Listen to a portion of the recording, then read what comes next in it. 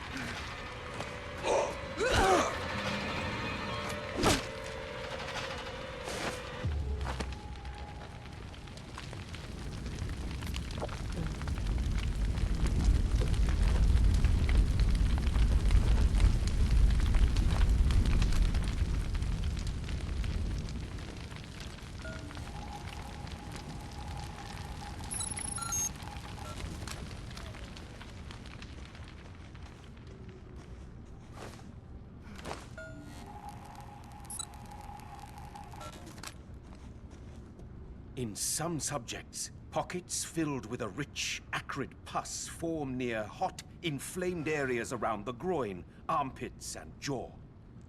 I have extracted this liquid for further investigation.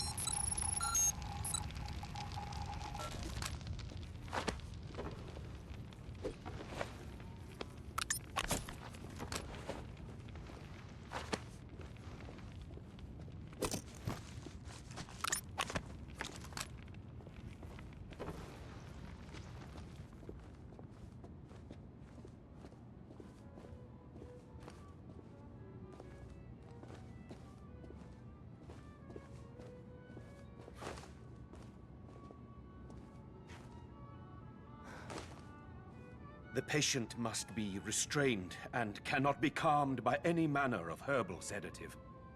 She seems ravenous, and nothing I feed her can satiate her monstrous appetite, as if compelled by a most foul instinct to devour all life within her reach. She freed herself of her bonds yesterday and would have gutted our horse alive if I had not reached her in time. I find myself in awe of the piteous state to which man is reduced. A walking conduit, a mere empty coil, which lives only to feed its greedy and carnal instincts.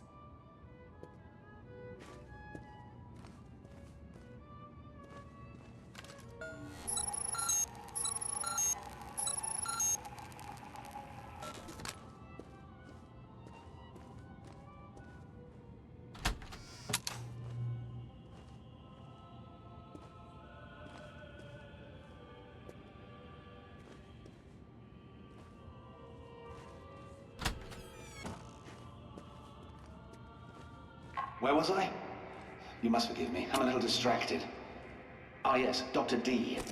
John Dee was a scientist, alchemist, natural philosopher, and all that, to Elizabeth I. Some people say he was even a spy. Imagine that.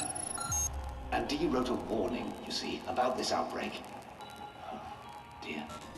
Sorry, mustache.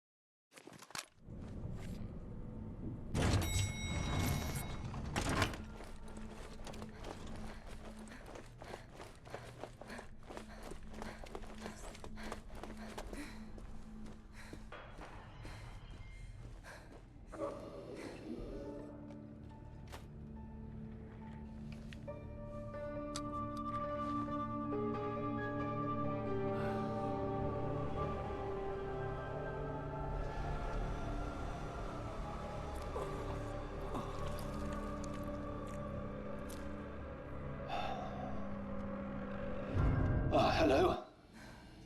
Oh, I see you found Gesner's book. I do hope it wasn't too much trouble. Pass it through, would you?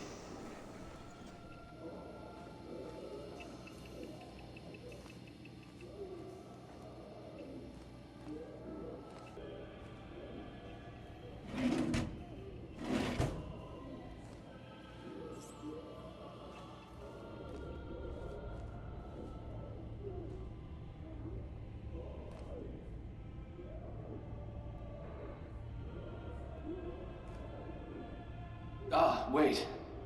There's something else. That gadget of yours looks rather like something the Omega chaps used to carry. Will you step over there and scan that infected chap with it? A full scan and analyze, mind you, to isolate the infected gland.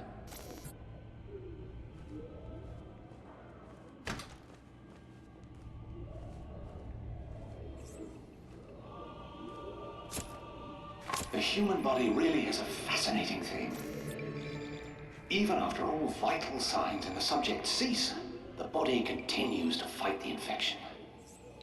Amazing, eh?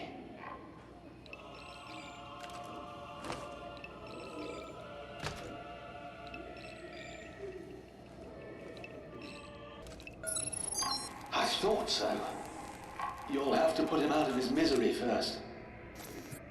Then take the syringe and fill it up with antibodies from the infected gland.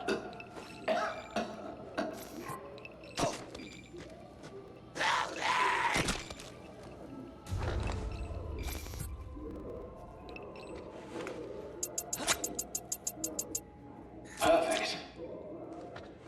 Now, that syringe will synthesize a viricide, a sort of poison, quite deadly. There's enough for one injection, but you can refill it from another willing volunteer.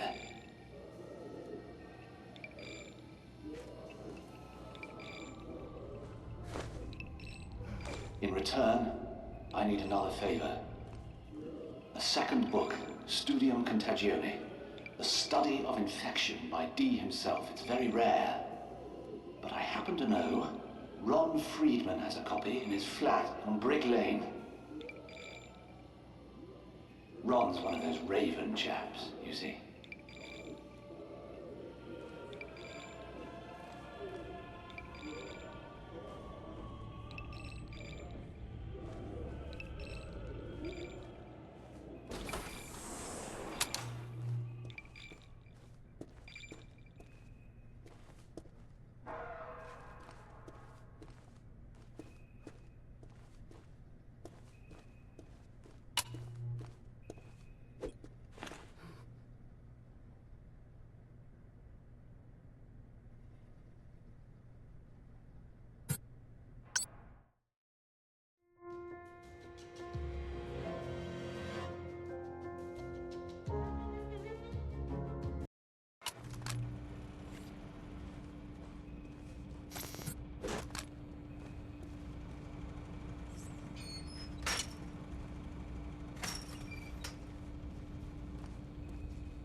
Dear John, I'm sorry, but I just don't think we're going to agree on this point of interpretation.